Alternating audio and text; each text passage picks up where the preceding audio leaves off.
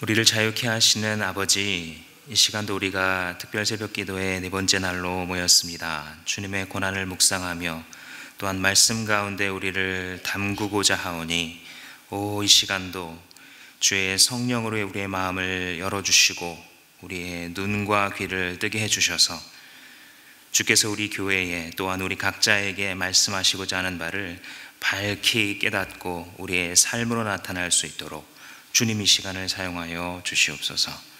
예수님의 이름으로 기도합니다. 아멘. 여러분, 어딘가에 갇혀본 경험이 있으십니까? 어딘가에 들어가서 갇혀 있어 나올 수 없었던 경험이 있으신지 모르겠습니다. 제가 몇 해 전에 방 안에 갇혔던 적이 있습니다. 오래된 집이었고 문도 오래되었는데 이 자물쇠가 고장난 겁니다. 마침 식구도 아무도 없고 지금 기억으로는 아마 옆에 핸드폰도 없었는데 이 방에 들어가서 방문을 열고 나오려고 하는데 이 문이 찰칵거리면서 쇠 안에 있는 걸림새가 고장이 났는지 문이 열리지 않는 겁니다. 그때 마침 서랍 속에 있는 드라이버가 생각이 났습니다. 드라이버 하나에 의지해서 문고리를 뜯기 시작했습니다. 손잡이에 달려있는 것을 막 드라이버를 돌리면서 낑낑거리면서 결국 겨우 뜯어냈는데 불사 뜯어내도 그 안에 쇠가 잘못 부러져 있어서 문이 결국 열리지 않는 겁니다. 이걸 어떻게 해야 되나 시간이 1시간, 2시간 이렇게 흘러가고 있었습니다. 이거 응급구조를 부를 수도 없고 이거 어떻게 해야 되나. 그때 문 한쪽에 있는 이 쇠 뭉치가 눈에 들어왔습니다. 경첩이었습니다. 문에 위에 하나 아래 하나 이렇게 붙잡고 이 문에 하나는 이쪽을 붙잡시키고 또 한쪽은 벽에 붙여서 이렇게 문을 움직이게 하는 경첩이 눈에 들어왔습니다. 드라이버로 경첩을 뜯기 시작했습니다. 경첩을 겨우겨우 뜯어내니까 문이 떨어져 나왔습니다. 이 경첩이라는 것은 사실 참 생각해보면 신기한 건데 커다랗고 또 때로는 무거운 문이 이 경첩에 매달려서 이렇게 회전을 하면서 문이 여닫히는 그런 역할을 하는 것이죠. 그런데 그 경첩만 이렇게 떼어내도 그 문이 쉽게 떼어지는 것, 그것이 바로 경첩의 좀 신기한 점이었던 그런 경험을 제가 갖고 있습니다. 문 밖으로 나와서 이제 살았구나 하고 마트로 달려가서 새 문고리와 이런 것들을 사왔던 경험이 있습니다. 문은 경첩에 매달려 있죠.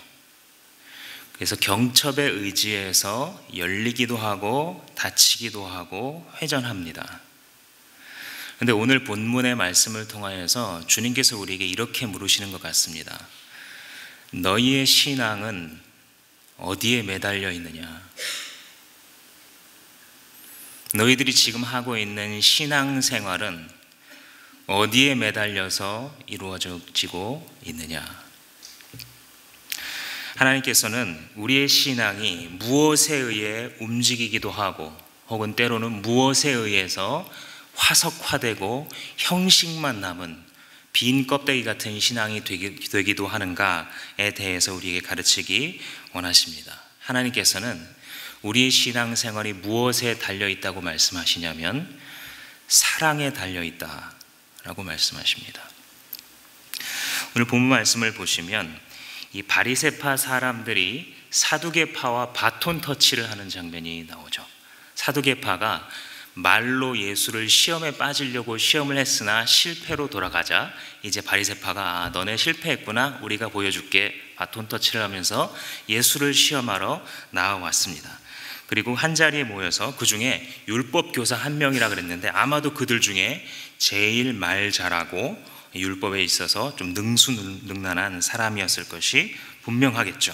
그리고 이렇게 묻습니다. 선생님, 율법 가운데 중요한 것이 무엇입니까? 이 당시에는 율법에 뭐가 중요하냐라는 이 논쟁이 랍비들 가운데 계속해서 있었죠. 예를 들어서 공의다, 정직이다, 남을 도와주는 거다, 구제다, 이런 식으로 예를 들면 미가서에 있는 말씀, 하나님께서 내게 원하시는 것이 무엇이냐, 공의를 사랑하고 인자를 사랑하고 하나님과 함께 동행하는 것이 아니냐, 이런 미가서의 구절이나 신명기의 어떤 구절이나 이런 것들을 들어서, 아모스서의 어떤 구절을 들어서 이런 게 더 중요하다, 아니다 저런 게 더 중요하다, 이런 논쟁들이 계속 있었던 겁니다. 율법사는 지금 뭘 하고 있는 거냐면 예수의 형편없는 신학적 실력을 다 드러내게 만들어서, 봐라 이 사람 이렇게 중요한 신학적인 이슈도 몰라, 정말 중요한 율법의 가르침이 뭔지도 몰라 하고 망신주기 하려고 하고 있는 것입니다. 예수님의 대답은 뭐였냐면 사랑이다, 이렇게 대답하셨습니다. 이 대답을 들었을 때 바리새인들이 더 이상 말을 할 수가 없었습니다. 왜냐하면 예상 답안에 없는 대답이었어요. 이 대답이, 예를 들어서 공이다라고 대답하면 그럼 구제는 어떻게 합니까? 이렇게 따지고 들어갈 생각이었고, 구제다라고 말씀하시면 그럼 공의는 어떻게 합니까? 이렇게 하려고 했는데 사랑이다라고 말씀하시니까 이들은 당황했었던 것 같습니다. 그들의 예상 답안 안에 사랑이 왜 없었냐면 그들의 사전에 사랑이 없었기 때문입니다. 그들의 신앙생활은 사랑에 매달려 이루어지는 생활이 아니기 때문이었기 때문이었습니다. 그들의 신앙생활에 있어서 중요한 것은, 그들의 신앙을 움직이고 좌지우지하는 것은 무엇이냐면 법을 지켰냐 안 지켰냐, 이것이 그들의 신앙을 움직였습니다.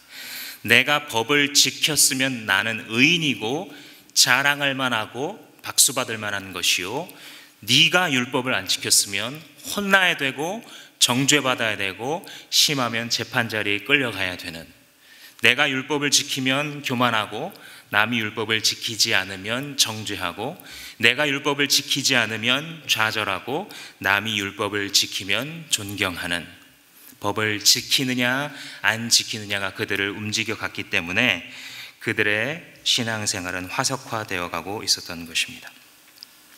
40절 말씀에 예수께서 하나님에 대한 사랑, 이웃에 대한 사랑을 말씀하신 후에 40절 말씀에 이 두 사랑의 계명에 온 율법과 예언서의 본뜻이 달려있다. 개역 성경에 보시면 온 율법과 선지자의 강령이니라, 즉 어떤 단체의 행동 강령 이런 거 있지 않습니까? 가장 중요한 방향성, 슬로건, 이제 강령인데 좋은 번역입니다. 오늘 새번역 성경이 또 아주 좋은 단어로 잘 사실 직역을 해주고 있는데 그게 달려있다라는 단어입니다. 온 율법과 예언서라는 것은 무엇이냐면, 율법서는 모세 오경을 얘기하는 것이고, 예언서라는 것은 오늘날 우리가 받아들이는 선지서뿐만이 아니라 역사서까지 포함하는 개념입니다. 당시 백성들에게. 그러니까 구약 성경 전체가 성령으로 영감되었다는 것을 이 당시의 사람들도 받아들이고 있었는데, 즉 이 방금 내가 말한 그 사랑의 계명 두 개 속에 성경 전체가 매달려 있다. 즉 사랑에 다 매달려 있다라고 지금 말씀하신 겁니다. 그러니까 예수님께서 하신 말씀을 좀 뒤집어서 말하자면 이 두 개의 계명이 넘어지면 신앙이 넘어지는 겁니다. 이 두 개의 계명에 우리의 삶을 매달지 않으면 우리의 삶 전체가 무너질 수밖에 없는 것입니다. 이것이 바로 유대 사회가 무너진 이유였습니다. 그 당시에 하나님의 선민이요, 율법을 받아서 누구보다 율법을 암송하고 어렸을 적부터 자라나고 말씀으로 양육하고 가정 예배를 드리고 회당 생활을 했어도 그들의 신앙이 영적으로 죽어 있었던 이유는 사랑에 매달린 생활이 아니었기 때문입니다. 오늘날 한국교회가 말씀 하면서 무너져 있는 이유가 무엇입니까? 오늘날 한국교회가 전도 예수의 이름 외치면서도 세상 앞에 짓밟히고 있고, 교회는 우리 동네에 필요 없다라고 답하는 사람들이 대다수인 이 사회, 왜 그렇습니까? 유대인들의 사회와 다를까요? 아니요, 같습니다. 우리의 신앙생활이, 우리 한국교회의 신앙생활이 전반적으로 이 사랑에 매달린 생활이 아니다라는 반증을 세상이 소리질러 말해주고 있는 겁니다. 하나님을 향한 참 사랑을 잃어버린 교회들, 이웃을 향한 진짜 사랑을 잃어버리고 셀프 사랑만 남아있는 교회들, 그 모습에 실망한 사람들이 내가 크리스찬일지라도 교회는 나가지 않겠다라는 모습으로 반응하고 있습니다. 한국 교회만 볼 것 없습니다. 우리 개인적으로 어떤지요? 나의 신앙에 힘이 빠지고 형식만 남기 시작한 이유가 무엇이었다고 생각합니까? 나의 신앙생활 속에 힘이 없고 약동하는 생기가 없는 이유는 지금 예수께서 말씀하신 바와 같이 사랑에 매달린 신앙생활이 아니라 다른 것에 매달리기 시작했기 때문은 아닙니까? 내가 하나님을 사랑하고 있는지, 내가 하나님께서 처음에 나한테 주셨던 하나님을 향한 그 참 사랑을 갖고 살아가고 있는지, 또 내게 주신 주변에 있는 사람들을 내 불편을 감수하더라도 사랑하고자 하는 그런 태도로 나아가고 있는지 이 아침에 점검해야 될 이유입니다. 그런데 예수님께서 지금 이 사랑의 계명에 모두가 매달려 있다라고 말씀하셨는데, 이 사랑이 무엇인지를 좀 생각해 봐야 합니다. 왜냐하면 시간적으로, 문화적으로 이 당시의 사람들이 사랑, 성경에서 사랑이라고 말하는 거랑 우리가 지금 사랑이라고 말하고 문화에서 소비되고 있는 것들과 좀 개념이 많이 거리가 있기 때문입니다. 그러니까 지금 이 사랑은 아이돌 노래, 걸그룹, 보이그룹이 말하고 있는 그 사랑과는 거리가 많습니다. 널 봤는데 두근두근해, 심쿵해, 내 DNA가 널 원하고 있어 등등등. 지금 세상에 부족한 게 그런 사랑이 부족한 게 아닙니다. 세상이 부족하고 세상이 갈급해하고 세상이 기다리고 있는 사랑은 어떤 사랑이냐면 오래도록 변함없는 진실한 사랑입니다.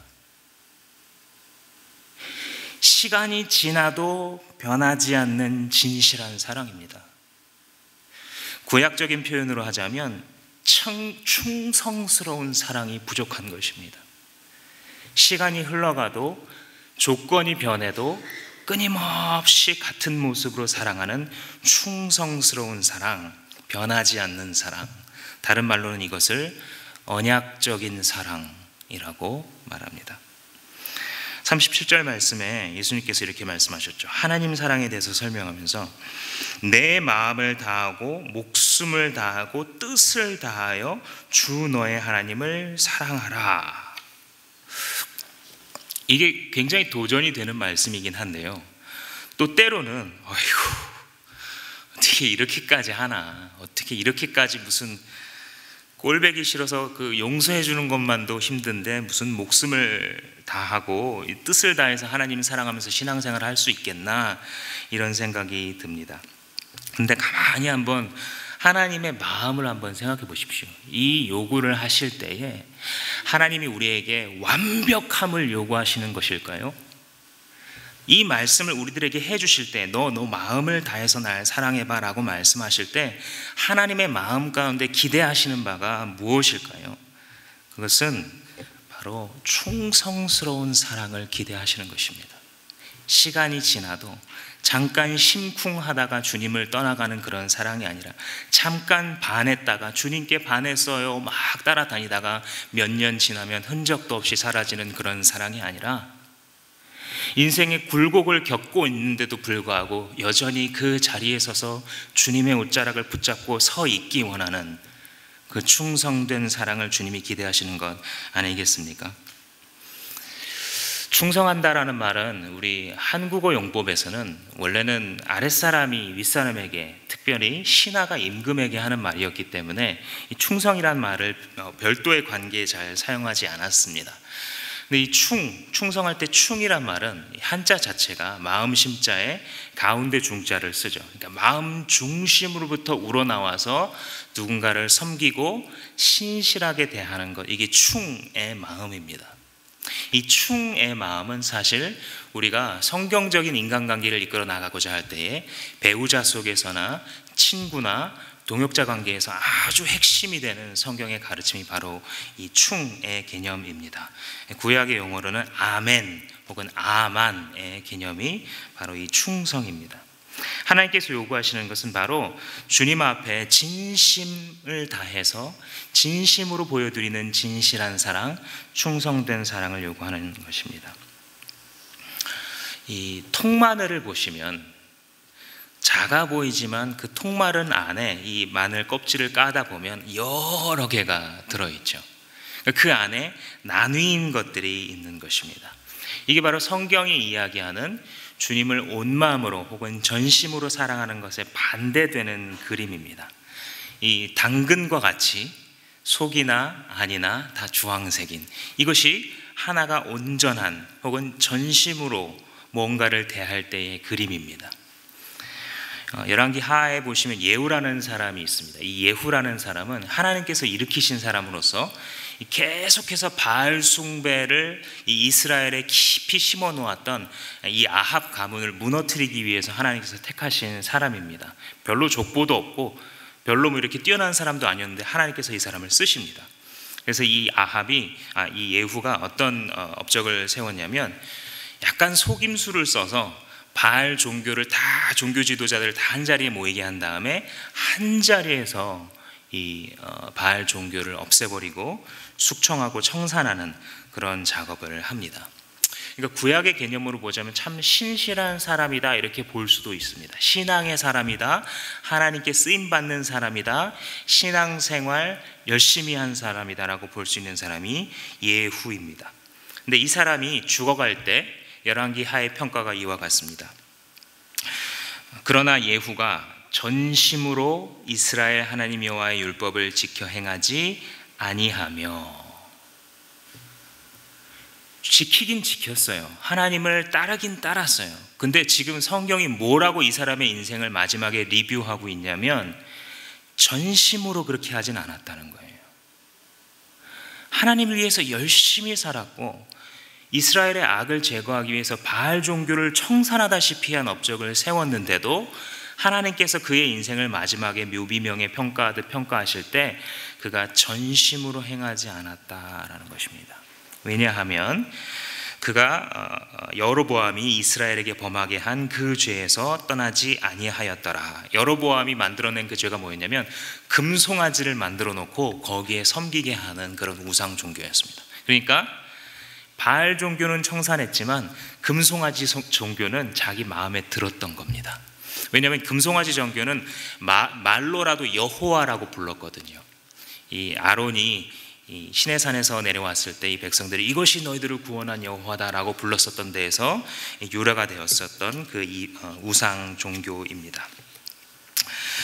그런데 반대로 이 히스기야라는 사람이 하나님 앞에 자기의 병을 고쳐주기를 위해서 기도할 때도 이 전심이라는 단어를 사용하죠.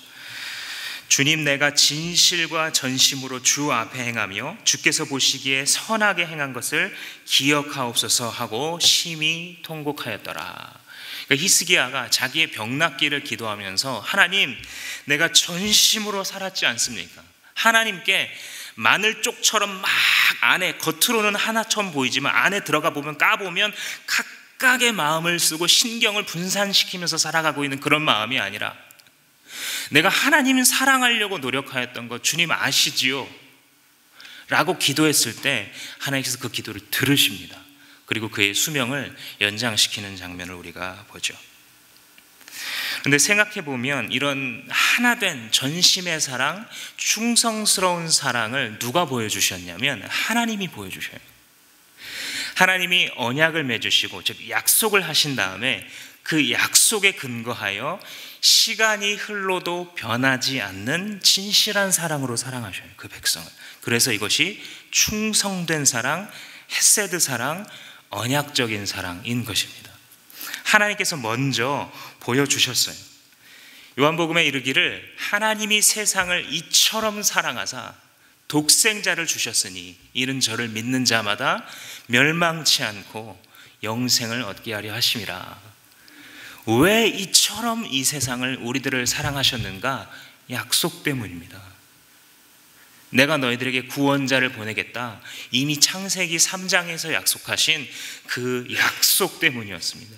그리고 그 약속한 대로 충성스럽게 피조물일지라도 그 언약을 배반하지 아니하고 끊임없이 시간의 흐름에도 불구하고 진심으로 사랑해 주신 것입니다.